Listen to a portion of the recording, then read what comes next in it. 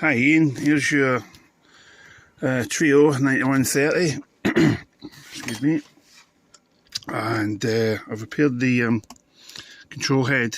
There was with dry joints in there. Also took a liberty while I was in there and put in a new bulb. This one's an LED, warm white LED for your meter, so your meter's all lit up. It's not showing up very well in the video, but it's working.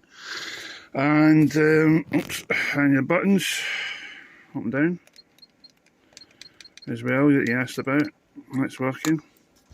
And also scan still obviously working away, you know. Like that. Hold. So yeah, controls is all working again. Alright.